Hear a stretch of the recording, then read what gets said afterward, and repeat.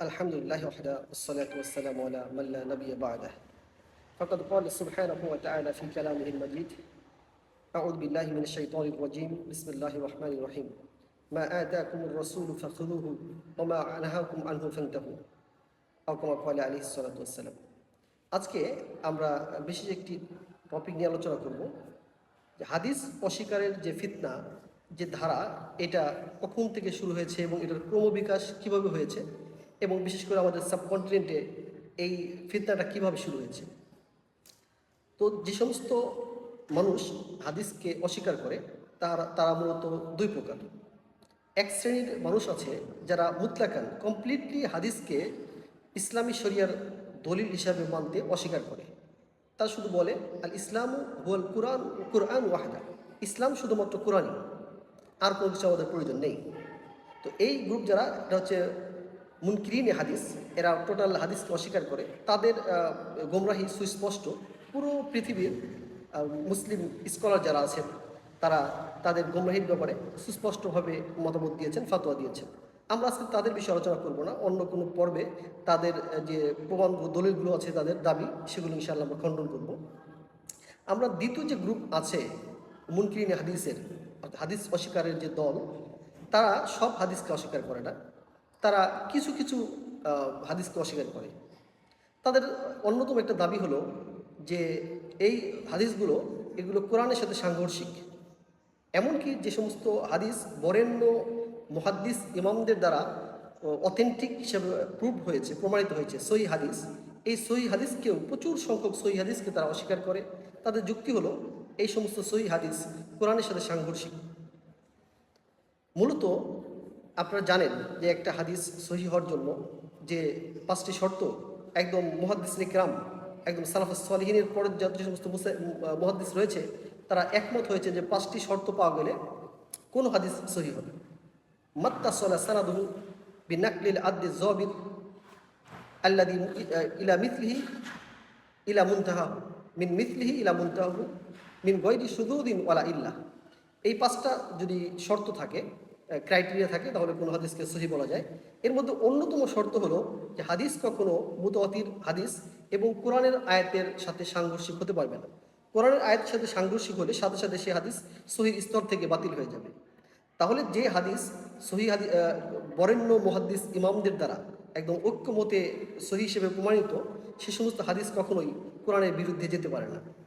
হ্যাঁ, তাদের জ্ঞানের কমতির কারণে হাদিস সম্পর্কে, তাদের হাদিসের যে সামগ্রিক জ্ঞান, এ বিষয়ে তাদের নলেজ কম থাকার কারণে তাদের শাব্দিক অর্থ দেখে তারা অনেক সময় বলে যে হাদিসটা কোরআনের সাথে সাংঘর্ষিক। মূলত এই বাহ্যিক যে লফজি যে বিষয়টা, এটা দেখে আমাদের অনেক সময় কোরআনের অনেক আয়াতের সাথে এক আয়াতের সাথে আরেক আয়াতের বৈপরীত্য আমরা দেখতে পাবো, যদি না আমরা গভীরভাবে পর্যবেক্ষণ করি, গভীরভাবে পড়ালেখা না করি। যেমন আপনাদের কয়েকটা উদাহরণ আমি দিতে পারবো যে আল্লাহ সুবহানাহু ওয়া তাআলা কোরআনের বলছেন, মূলত আরেকটা কথা বলে রাখা ভালো যে দেখেন, হাদিস এবং কোরআন দুটোর উৎস কিন্তু একই, দুটোই আল্লাহ তাআলার পক্ষ থেকে এসেছে। কোরআন এর শব্দ, ওয়ার্ড এবং মিনিং দুইটাই আল্লাহ তাআলার পক্ষ থেকে। বিষয়টা খুবই ভালোভাবে বুঝতে হবে আমাদের যে কোরআনের ওয়ার্ড এবং মিনিং, লফজ এবং মানা দুটোই হচ্ছে আল্লাহ তাআলার পক্ষ থেকে। বিপরীত দিকে হাদিসের লফজ বা ওয়ার্ড হলো রাসূলুল্লাহ সাল্লাল্লাহু আলাইহি সাল্লামের, কিন্তু এর মিনিং হলো আল্লাহ তাআলার পক্ষ থেকে। এটা হলো কোরআন এবং হাদিসের পার্থক্য। কোরআনের শব্দ এবং অর্থ দুটোই আল্লাহ তাআলার পক্ষ থেকে হুবহু আল্লাহর, আর হাদিসের যে শব্দ এটা হচ্ছে রাসূলুল্লাহ সাল্লাল্লাহু আলাইহি সাল্লামের, কিন্তু অর্থ স্বয়ং আল্লাহ তাআলার। আর আমরা কোরআন থেকে আমরা জানি আল্লাহ সুবহানাহু ওয়া তাআলা বলেছেন সূরা নাজমের 3 এবং 4 নম্বর আয়াতে, ওমা ইয়ানতিকু আনিল হাওয়া, রাসূল সাল্লাল্লাহু আলাইহি সাল্লাম কোনো কথাই তার নিজের পক্ষ থেকে, নিজের প্রবৃত্তি থেকে বলেন না। ইন হুয়া ইল্লা ওয়াহী ইউহা, তিনি শুধু তাই বলেন যা তার কাছে আল্লাহ ওহী করেন। অর্থাৎ হাদিসও, যেগুলো হাদিস সাহাবীদেরকে শিক্ষা দেওয়ার জন্য নবীজি বলেছেন, সেগুলো নিজের পক্ষ থেকে বলেননি, এগুলো আল্লাহ তাআলার পক্ষ থেকে বলেছেন। আর কোরআন এবং হাদিসের মানবা বা উৎস হলো আল্লাহ তাআলা। তো একই উৎস থেকে দুইটা জিনিস যখন আসবে, তো দুটার মধ্যে কখনোই কন্ট্রাডিকশন থাকতে পারে না। এই জন্য মুতলাকান মুসাল্লাম কথা হলো কোনো অথেন্টিক হাদিস যখন ইমামদের কাছে এটা অথেন্টিক হিসেবে প্রমাণিত হয়ে যাবে, তো there is no contradiction between Quran and authentic হাদিস।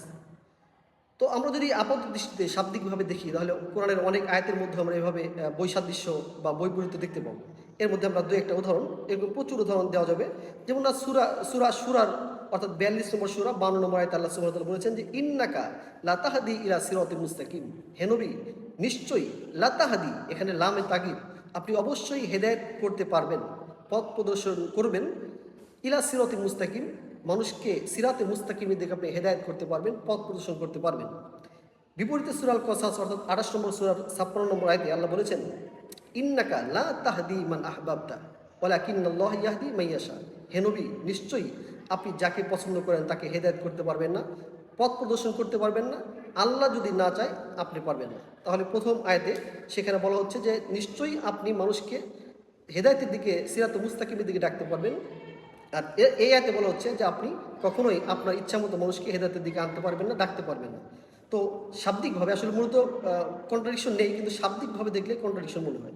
আরেকটা আয়াত আমরা যদি দেখি, আরেকটা বিষয় দেখি, সূরা আল হিজর 15 নম্বর সূরা 92 নম্বর আয়াত আল্লাহ বলেছেন ফা রাব্বিকা লানাসআলান্নাহুম আজমাইন, যে আপনার রবের কসম যে কিয়ামতে সমস্ত মানুষই জিজ্ঞাসাবাদ হবে, আমরা অবশ্যই সমস্ত মানুষকে জিজ্ঞাসাবাদ করব। কিন্তু বিপরীত সূরা রহমান অর্থাৎ 54 নম্বর সূরার 39 নম্বর আয়াতে আল্লাহ বলেছেন ফায়াউমা ইদিন লা ইউসআলু আন যামবিহি ইনসু ওয়ালা জান, যে সেদিন কিয়ামতের দিন কোনো মানুষকে তার পাপ সম্পর্কে জিজ্ঞাসা করা হবে না। তাহলে প্রথম আয়াতে বলছেন আল্লাহ তাআলা যে প্রত্যেক মানুষকে আমি জিজ্ঞাসা করব, আর এই আয়াতে বলছেন যে কোনো মানুষকে তার পাপ সম্পর্কে, কোনো জিন এবং মানুষকে পাপ সম্পর্কে জিজ্ঞাসা করা হবে না। তো আপাত দৃষ্টিতে শাব্দিকভাবে দেখলে মনে হয় যে দুই আয়াতের মধ্যে কন্ট্রাডিকশন আছে। এরপরে যদি দেখেন সূরা ইমরান 3 নম্বর সূরার 59 নম্বর আয়াতে আল্লাহ বলেছেন যে খলাকাহু মিন তুরাব, আল্লাহ তাআলা আদম তথা মানুষকে সৃষ্টি করেছেন মাটি থেকে। পক্ষান্তরে সূরা আম্বিয়া 21 নম্বর সূরা 30 নম্বর আয়াতে বলেছেন ওয়াজআলনা মিনাল মাই কুল্লা শাইইন হাই, আমি সব জিনিসকে পানি থেকে সৃষ্টি করেছি। তাহলে এক আয়াতে আল্লাহ বলছেন যে আমি আদমকে মাটি থেকে সৃষ্টি করেছি, আর এখান থেকে বলছে আমি সমস্ত প্রাণী অর্থাৎ সমস্ত মানুষকে তথা আদমকেও পানি থেকে সৃষ্টি করেছি। এক আয়াতে বলছে মাটি থেকে, আর এক আয়াতে বলছে পানি থেকে। তো দুইটার মধ্যে আপাত দৃষ্টিতে কন্ট্রাডিকশন মনে হয়, যদি সমন্বয় করতে কেউ না জানে তার কাছে এটা সাংঘর্ষিক মনে হবে। একইভাবে এমনইভাবে হাদিসের ক্ষেত্রেও আমাদের হাদিসের শানে উরুদ, হাদিসের তাফসীর, সাহাবীদের আমল, আথার এগুলো সম্পর্কে জ্ঞান না থাকলে অনেক সময় আমাদের অল্প জ্ঞানে মনে হয় যে কোনো হাদিস, কোনো সহি অথেন্টিক হাদিস সেটা কোরআনের সাথে সাংঘর্ষিক হচ্ছে। মূলত কোনো সহি হাদিস কখনোই কোরআনের সাথে সাংঘর্ষিক হবে না। এখন এই যে হাদিস অস্বীকারের ফিতনাটা, এটা কিভাবে শুরু হলো? আমরা যদি দেখি যে প্রথম এবং দ্বিতীয় শতকে এবং তৃতীয় শতকেও একদম মুতলাকান কমপ্লিট হাদিসকে হুজ্জত হিসাবে অস্বীকার করার কোনো প্রবণতা, কোনো দল ওই সময় ছিল না। মাঝে মাঝে এককভাবে কেউ কেউ শুধুমাত্র কোরআনকে যথেষ্ট মনে করত। এছাড়া দলগতভাবে জামায়াতান ঐক্যবদ্ধভাবে একটা ফিরকা যে পুরো হাদিসকে অস্বীকার করবে, এরকম কখনো ছিল না। আমরা যদি প্রমাণ দেখতে চাই প্রথম হিজরি শতকে যেমন সাহাবীদের আমলে, এই ঘটনা আমরা পাবো ইমাম আল্লামা ইবনে হিব্বান তার আথিকত গ্রন্থে এবং ইমাম হাকিম তার আল মুস্তাদরাকা সহিহাইনের প্রথম খণ্ডের 192 নম্বর পৃষ্ঠায় একটি হাদিস উল্লেখ করেছেন। আপনারা হয়তো মনে করবেন যে এখানে আপনি হাদিসের রেফারেন্স টানছেন কেন? হাদিসকে হাদিস হিসেবে না মেনে আপনি যদি বিশুদ্ধ ইতিহাস হিসেবে গ্রহণ করেন, তো ইতিহাসের প্রমাণ হিসেবে আপনি নিতে পারেন এটা, কারণ হাদিসের চেয়ে বিশুদ্ধ কোনো ইতিহাস পৃথিবীতে নেই।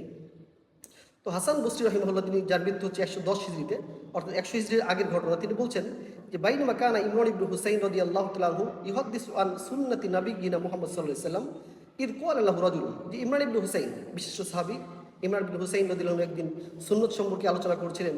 তখন এক ব্যক্তি বলল ইয়া আবু নুজাইদ, হে আবু নুজাইদ, হাদ্দিসনা বিল কুরআন, আপনি আমাদেরকে কোরআন থেকে বলুন। আপনি হাদিস থেকে বলছেন, হাদিস থেকে না বলে কোরআন থেকে বলুন। ফাকওয়ালা ইমরান রাদিয়াল্লাহু তাআলা আনহু, তখন তাকে ইমরান ইবনে হুসাইন রাদিয়াল্লাহু আনহু বললেন আনতা ওয়া আসহাবুকা তাকরাউনাল কুরআন, তুমি এবং তোমার সাহাবীরা কোরআন পড়ে থাকো, কোরআন পড়ো। আফা কুনতা মুহাদ্দিসি আনিস সালাতি ওয়া মা ফিহা হুদুদিহা, আচ্ছা তুমি কি নামাজ এটা প্র্যাকটিক্যালভাবে দেখাতে পারবে? নামাজ কয় রাকাত এবং কয় ওয়াক্ত নামাজ, এটা কি দেখাতে পারবে কোরআন থেকে?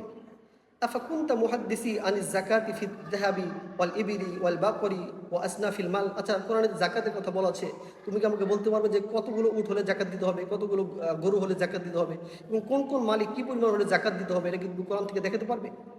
ওয়ালাকিন কদ শাহিদতু ওয়া গিবতা আনতা, কিন্তু আমি রাসূলুল্লাহ সাল্লাল্লাহু আলাইহি ওয়াসাল্লামকে দেখেছি, তিনি কতটুকু মালে যাকাত দিয়েছেন আমরা জেনেছি, তোমরা ওই সময় ছিলে না।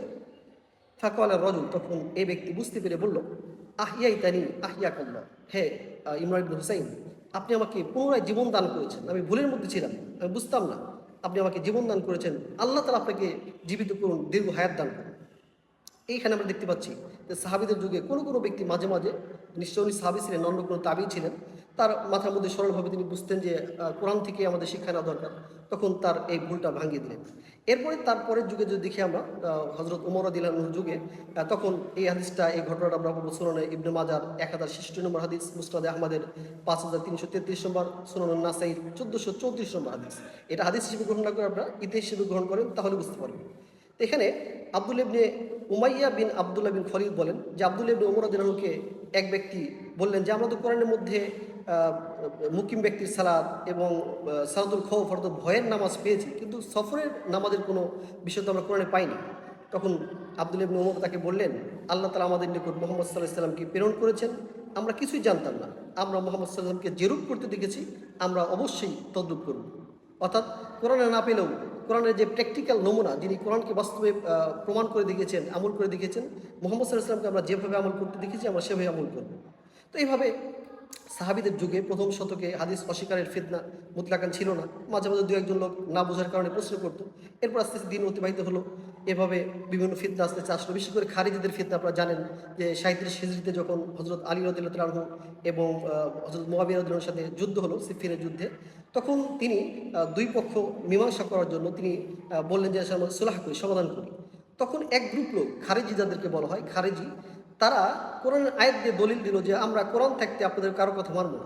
বড় বড় সাহাবী যেখানে ছিল, আলী রাদিয়াল্লাহু তাআলা আনহু সহ, মুআবিয়া রাদিয়াল্লাহু আনহু, আয়েশা রাদিয়াল্লাহু তাআলা আনহু, অনেক বড় বড় সাহাবী তখন ছিল, তারা একমত হলেন যে আমরা সমাধান করব। কিন্তু সেই খারিজিরা তার কোরআনের আয়াতের দলিল দিয়ে তাদের থেকে বের হয়ে গেল, তাদের সাথে তারা বাগাওয়াত করল, বিদ্রোহ করল। তারাও কিন্তু দলিল দিল কোরআনের সেই একটা আয়াত, সূরা ইউসুফের 40 নম্বর আয়াত, যে ইনিল হুকমু ইল্লা লিল্লাহ, আল্লাহর হুকুমই একমাত্র গ্রহণযোগ্য, অন্য কারো হুকুম আমরা মানি না। বড় বড় সাহাবীর কওল হাদিস তারা মানলো না, তারা সেখান থেকে বের হয়ে গেল। এবং যারা যারা এই যে মিউচুয়াল যুদ্ধের মধ্যে যারা সমন্বয় করে দিয়েছিলেন, শান্তির চুক্তি করেছিলেন, সমস্ত সাহাবীদেরকে তারা কাফের বলল। এই খারেজিরাও হাদিসকে, কিছু কিছু হাদিসকে অস্বীকার করতো। কোন কোন হাদিস? এই সমস্ত, যে সমস্ত সাহাবী এই মীমাংসাকে মেনে নিয়েছিল, তাদের হাদিস তারা গ্রহণ করতো না। তো এই 37 হিজরির পর থেকে খারেজিদের উদ্ভব হয়েছে। এই খারেজিদের আমরা দেখতে পারি তারাও কিছু কিছু হাদিসকে তারা অস্বীকার করত। এরপরে শিয়া যে ফিতনা, হযরত উসমান রাদিয়াল্লাহু আনহু হত্যার পর থেকে যে ফিতনা শুরু হয়ে গেছে, তো আলী রাদিয়াল্লাহু আনহুর মহব্বতের যারা সাহাবী, ভালোবাসত বলে দাবি করতো, তারা কতিপয় সাহাবীদের হাদিস মানত না। যেমন শিয়ারা কমপক্ষে 3 জন এবং আরও অনেক সাহাবীকে তারা মুরতাদ মনে করে। এই সাহাবীদের হাদিসকে তারা গ্রহণ করে না, অন্য অন্য সাহাবীদের হাদিসকে গ্রহণ করে। তো শিয়াদের মধ্যে একটা প্রবণতা আছে কিছু কিছু সাহাবীর হাদিস গ্রহণ না করা। এরপরে মুতাজিলা যখন মুসলিম বিশ্ব অন্যান্য গ্রিক দর্শনের সাথে পরিচিত হতে লাগলো, তো গ্রিক দর্শনের দ্বারা মুসলমানরা বেশ প্রভাবিত হলো। তো মুতাজিলাদের যে গ্রিক দর্শন, তারা যুক্তিকে খুব প্রাধান্য দিত। তো মুতাজিলা তারাও কিছু কিছু হাদিসকে যুক্তির বিপরীত বলে হাদিসকে অস্বীকার করত। খেয়াল করবেন যে মুতাজিলা তারাও কিন্তু একদম কমপ্লিট সব হাদিসকে অস্বীকার করতো না, তারা শুধুমাত্র যুক্তির বহির্ভূত হওয়ার কারণে বেশ কিছু হাদিসকে তারা অস্বীকার করেছে। এভাবে আমরা যদি দেখি, এভাবে যেতে যেতে দ্বিতীয় হিজরির শতকে ইমাম শাফি রহমতুল্লাহি আলাইহি, তার সময় কিছু লোক, একটা ফিরকা, তারা একদম টোটালি হাদিসকে অস্বীকার করত, কিছু লোক। তো এই লোক বা এই গ্রুপের সম্পর্কে ইমাম শাফি তিনি তাদের পুরো বিস্তারিত পরিচয় দেননি।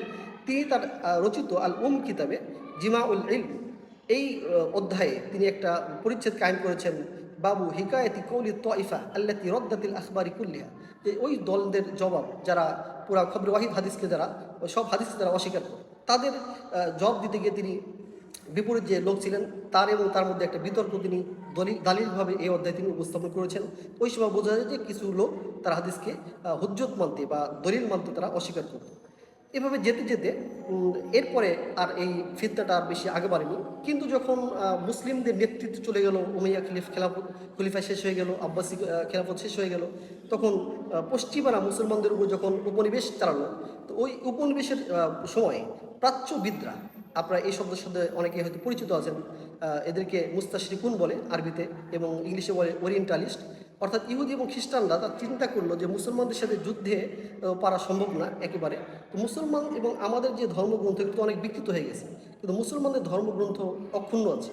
তাদেরকে ধ্বংস করতে হলে তাদের ধর্মগ্রন্থের প্রতি তাদের সন্দেহ ঢুকিয়ে দিতে হবে। তো কোরআনের সন্দেহ ঢুকানো তারা চেষ্টা করলো। যেহেতু কোরআনে সারা পৃথিবীতে মুতাওয়াতিরান লক্ষ লক্ষ হাফেজ সবসময় ছিল এবং এ কোরআনের কোনো পরিবর্তন করা সম্ভব হলো না, তখন চেষ্টা করলো যে কোরআন যেহেতু পরিবর্তন করা সম্ভব না, কোরআনের ব্যাপারে সন্দেহ আনা সম্ভব না, কোরআনের যে বাস্তব নমুনা প্র্যাকটিক্যাল এই হাদিসের বিষয়ে তাদের মধ্যে আমরা সন্দেহ ঢুকাবো।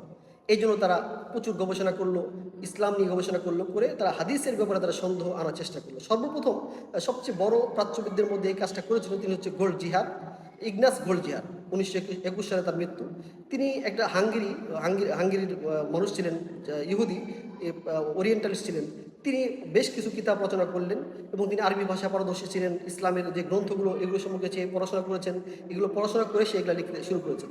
তার রচিত যেমন একটা গ্রন্থ মোহাম্মেডানিসে স্টুডিয়েন্ট, এখানে তিনি হাদিসের সংকলন পদ্ধতি সমালোচনা করেছেন, এবং দিরাসাতুল ইসলামিয়া, সেখানে তিনি হাদিসের যে সংকলন পদ্ধতি, ইমামরা যে হাদিস কীভাবে সংকলন করেছে, যাচাই বাছাই করেছে, এ বিষয়ে তিনি সন্দেহ পোষণ করেছেন খুব সুন্দরভাবে।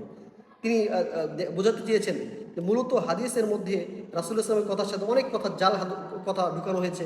বিশেষ করে উমাইয়া খেলাফতের সময় উমাইয়ারা আহলে বাইতদেরকে পছন্দ করতো না, তো আহলে বাইতের বিরুদ্ধে তারা ইমামদেরকে দিয়ে হাদিস রচনা করতো। পক্ষান্তরে আহলে বাইতের যারা প্রিয় ভক্ত ছিল তারা উমাইয়া খেলাফতের বিরুদ্ধে বিভিন্ন হাদিস রচনা করত। এবং মুহাদ্দিসরা যেভাবে সনদের দিকে জোর দিয়েছে, মতনের দিকে এভাবে জোর দেয়নি। এই বিভিন্ন যুক্তি উপস্থাপন করে তারা এই হাদিসের মধ্যে মানুষকে সন্দেহ ঢুকিয়ে দিল। এই ধারাটা চলতে লাগলো। এরপরে জোসেফ শাক তিনিও একই কাজ করলেন। তো এই পশ্চিমা শিক্ষায় শিক্ষিত যারা, জেনারেল শিক্ষায় অর্থাৎ ইউরোপের কাছে, ওয়েস্টের কাছে যারা ইসলাম শিখে, এই পাশ্চাত্যবিদরা, এই প্রাচ্যবিদদের লিটারেচার পড়াশোনা করে যারা, যে সমস্ত মুসলিমরা পড়াশোনা করেছে, তারাও এর ধোকায় পড়ে গেল। বিশেষ করে মোহাম্মদ আবদু, মিশরের 1905 সালে তিনি এই হাদিস সংকলনের পদ্ধতি নিয়ে তিনি সমালোচনা করেছেন। এরপর বিশেষ করে মিশরের ডক্টর তাফিক সিদ্দিকী, তিনি হাদিসের সংকলন পদ্ধতি দিয়ে বিস্তারিত লিখলেন এবং তিনি সর্বত একটা প্রবন্ধ লিখেছিলেন, আল ইসলাম ওয়াল কুরআন ওয়াহদা, ইসলাম শুধুমাত্র কোরআনই যথেষ্ট। তিনি বিশেষ করে অনেক সংকলনের পদ্ধতি নিয়ে, হাদিসের পদ্ধতি নিয়ে অনেক তিনি সমালোচনা করলেন। এরপরে রশিদ রিদা তিনি সমালোচনা করেছেন। এভাবে আস্তে আস্তে রশিদ রিদা তার আল মানার এই গ্রন্থে এই তৌফিক সিদ্দিকীর এই যে সন্দেহসূচক যে প্রবন্ধ তিনি এগুলো নিয়ে আসলেন। এরপরে আস্তে আস্তে মাহমুদ আমিন, মিশরের মাহমুদ আমিন থেকে শুরু করে এবং আরেকজন প্রখ্যাত প্রাচ্যবিদ দ্বারা প্রভাবিত মোহাম্মদ আবু রাইয়া, তিনি একদম খোলাভাবে হাদিস সংকলনের পদ্ধতি সম্পর্কে তিনি সমালোচনা করেছেন। তিনি এই প্রাচ্যবিদদের দ্বারা প্রভাবিত হয়েছিলেন। মোহাম্মদ আবু রাইয়া 1970 সালে মৃত্যু, মিশরের লেখক। তিনি একটা কিতাব লিখেছেন আদওয়া আলা সুন্নাতি মুহাম্মাদিয়া। এই কিতাবে তিনি ব্যাপকভাবে হাদিস সংকলনের পদ্ধতি সম্পর্কে বিভিন্ন হাদিস নিয়ে সমালোচনা করেছেন, অনেক অথেন্টিক সহি হাদিস নিয়ে সমালোচনা করেছেন। বিশেষত সাহাবী আবু হুরায়রা রাদিয়াল্লাহু আনহু তিনি ব্যাপকভাবে সমালোচনা করেছেন যে তিনি অল্প সময়ে এত হাদিস কীভাবে সংগ্রহ করলেন। এইভাবে মিশর থেকে প্রাচ্য থেকে আমাদের সাবকন্টিনেন্টে এই যে সন্দেহের ধারাটা, এটা সূচনা হয়েছে। বিশেষ করে যখন ব্রিটিশরা আমাদের এখানে উপনিবেশ কায়েম করেছে, তাদের ইচ্ছা ছিল যে এমন কিছু লোক আমাদের অনুগত আলেম তৈরি করা যাদের দ্বারা আমাদের মাকসাদ হাসিল। এই জন্য জিহাদের যে হাদিসগুলো, এগুলো অস্বীকার করার জন্য তারা স্যার সৈয়দ আহমদ খান, মির্জা গোলাম মোহাম্মদ কাদিয়ানি, এদেরকে তারা লবিং করলেন। তো মির্জা গোলাম মোহাম্মদ খান, স্যার সৈয়দ আহমদ পাশ্চাত্যের দ্বারা প্রভাবিত হয়ে বিভিন্ন হাদিসকে তারা অস্বীকার করলো। মির্জা গোলাম মোহাম্মদ কাদিয়ানি নবদ শেষ হওয়ার যে হাদিসগুলো, এগুলো সে অস্বীকার করেছে তার স্বার্থের জন্য। এইভাবে স্যার সৈয়দ আহমদ খান, এরপর আস্তে আস্তে গোলাম মোহাম্মদ পারভেজ পাকিস্তান, যিনি প্রাতিষ্ঠানিকভাবে এই দলকে আহলে কোরআন নামে নামকরণ করেছে, তিনি লুগাতুল কুরআন নামে কিতাব লিখেছে এবং হাদিসের ব্যাপারে ব্যাপক তিনি সমালোচনা করেছেন। এখান থেকে আমাদের বাংলাদেশ এসেছে। ইনশাআল্লাহ পরবর্তী পর্বে আমরা মুনকির হাদিসদের যে যুক্তি, এগুলো আমরা খনন করবো। আল্লাহ তাআলা আমাদেরকে তৌফিক দান করুন। আসসালাম।